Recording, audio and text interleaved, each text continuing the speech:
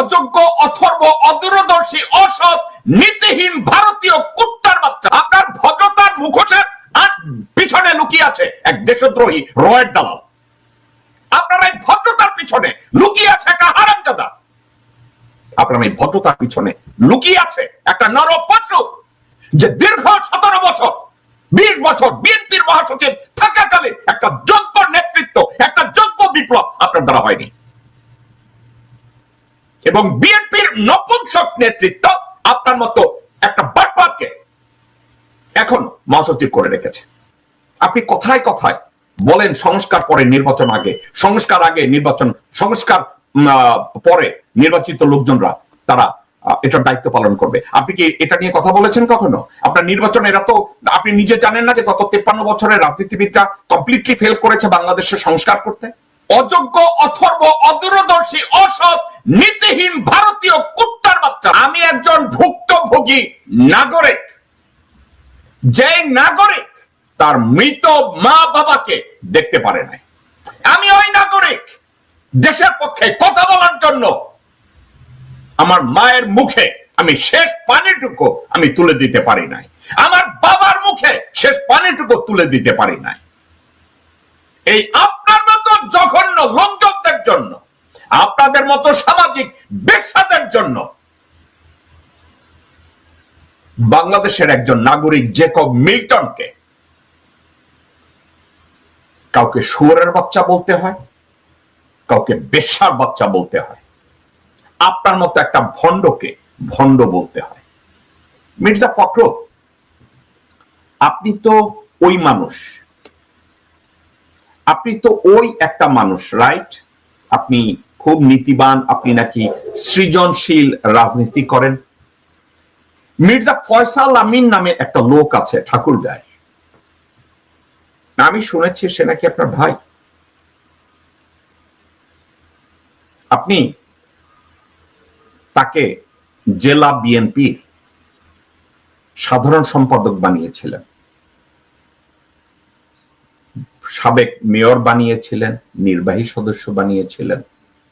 2015 সালে মির্জা ফয়সাল আমিন ঠাকুরগাঁ পৌরসভার মেয়র নির্বাচিত হন।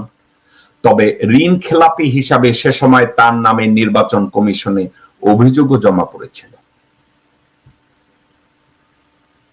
মির্জা ফখরুল, আপনি অত্যন্ত ক্লিন না? ওকে।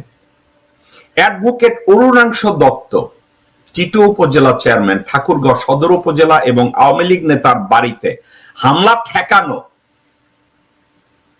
এবং ওই অরুণাংশ দত্ত টিটুকে নিরাপদে বর্ডার পার করা এবং জেলায় তার যাবতীয় সম্পদ রক্ষার দায়িত্বটা আপনার পরিবার নিয়েছে। মির্জা ফখরুল, আপনি নিয়েছেন, আপনার ভাই মির্জা ফয়সাল আমিন নিয়েছে। এ বাবদ 10 কোটি টাকার লেনদেন হয়েছে না? 10 কোটি না, যেন 11 কোটি টাকার লেনদেন হয়েছিল। আপনি কয় টাকা পেয়েছেন? 5ই আগস্টের আগে মির্জা ফয়সাল, তার কোনো নিজস্ব গাড়ি ছিল না, কিন্তু 11 কোটি টাকার পরে মির্জা ফয়সাল আমিন এখন অত্যন্ত দামি গাড়িতে চলে। জেলা আওয়ামী লীগের সাধারণ সম্পাদক দীপক কুমার রায়ের নিরাপত্তাও বিধান করেছেন মির্জা সাহেব আপনি এবং আপনার পরিবার, এবং বিনিময় মূল্য আবার কয়েক কোটি টাকা। আপনি কত পেয়েছেন? ঠাকুরগাঁয়ের প্রথম নারী জেলা প্রশাসক হিসাবে 11ই সেপ্টেম্বর নিয়োগ পান ইশরাত ফারজানা। কাজে যোগদান করেই সরকারি নানা অধিদপ্তরের সাথে বৈঠক করলেও জেলা বিএনপি নেতাদের সাথে বৈঠক না করায় ক্ষুব্ধ হন আপনার ভাই মির্জা ফয়সাল। ঠাকুরগাঁ সরকারি বালিকা উচ্চ বিদ্যালয় নির্মাণ ভবন চাঁদা দাবির ঘটনায় বাধা দিলে ইরশাদ ফারজানাকে 27শে নভেম্বর ঠাকুরগাঁও থেকে রাঙ্গামাটিতে বদলি করা হয়, যার পিছনে আপনি ইনফ্লুয়েন্স করেছেন। আপনি নিজে ইনফ্লুয়েন্স করেছেন মির্জা ফখরুল। ঠাকুরগাঁও থেকে তাকে একজন জেলা প্রশাসককে কোথায় পাঠাইছেন? বান্দরবন। এবং এই কাজটা কিভাবে হয়েছে, রাঙ্গামাটিতে পৌঁছায়া আপনি পাইছেন কি, মানে আপনি বিএনপির বিগ কাহুনা, আপনি বিএনপির অনেক চোরকে হেফাজত করেন, তাদেরকে আপনি শুয়োরের বাচ্চা বললে গালি দেন না, কারণ ওর ভাগটা আপনার ভাগে আসে। মির্জা ফখরুল,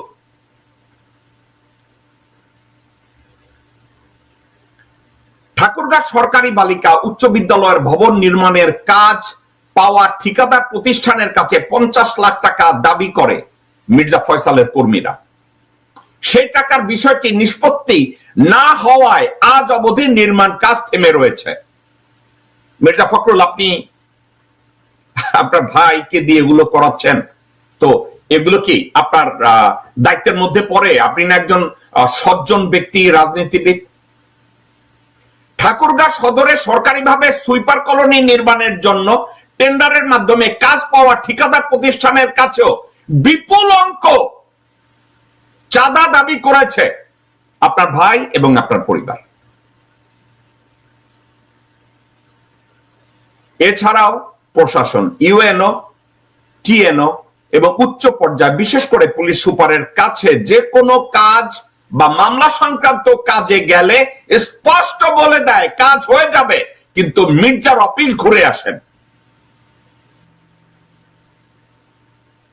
আওয়ামী লীগ নেতা কর্মীদের মামলার ভয় দেখানো, চার্জশিট থেকে নাম বাদ দেওয়ার মাধ্যমে বেশ ভালো ইনকাম করেছেন আপনারা, আপনি এবং আপনার ছোট ভাই। পাশাপাশি বিশাল অঙ্ক লেনদেনের মাধ্যমে প্রায় 150 আওয়ামী লীগের অঙ্গ সংগঠনের নেতা কর্মীদেরকে জামাই আদরে আপনার ঘরে বসিয়ে আপনার ভাই খাইয়েছে।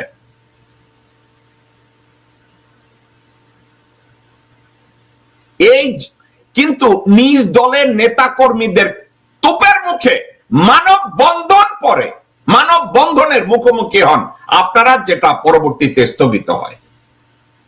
মির্জা ফয়সাল আমিন ও তার অনুসারীদের চাঁদাবাজি ও অনিয়ম নিয়ে 1 এপ্রিল নিজ জেলায় বিএনপি মহাসচিব মির্জা ফখরুল ইসলাম আলমগীরকে সাংবাদিক সম্মেলনে প্রশ্ন করা হলে আপনি সেসব প্রশ্নের উত্তর না দিয়ে ওখান থেকে কেটে পড়েছিলেন। মির্জা ফখরুল, আপনি একজন নিঃসন্দেহে শিক্ষিত একজন মানুষ। আপনি কি মার্জিত? হ্যাঁ, আপনি মার্জিত। আপনি আমার মতো অভদ্র না। এখন কথা একটা, আপনার এই ভদ্রতার মুখোশের আড়ালে লুকিয়ে আছে একটা ভণ্ডামি।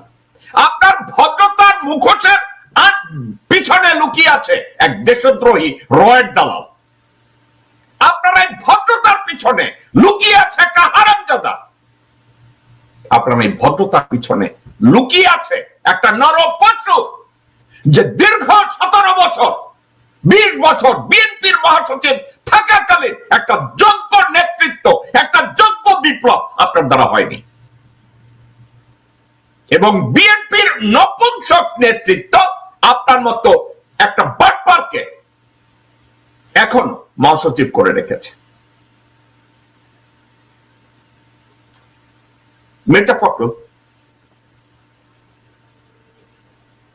যখন আপনার নেতার বিরুদ্ধে আপনি বলেছেন আপনার নাকি ভাই একজন তারেক রহমান, আপনার ভাই নাকি একজন তারেক রহমান, রাইট?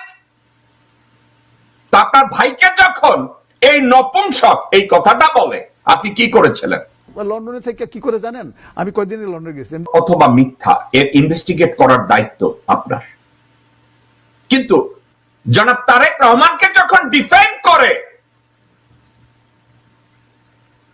এই চোর তাজুল, এ তো কোনো সাধারণ মানুষ না। এই চোর তাজুল তো ওই চোর তাজুল যে স্বাধীনতা পদকের স্বর্ণ চুরি করেছিল হাসিনার কাছ থেকে, ওই তাজুল।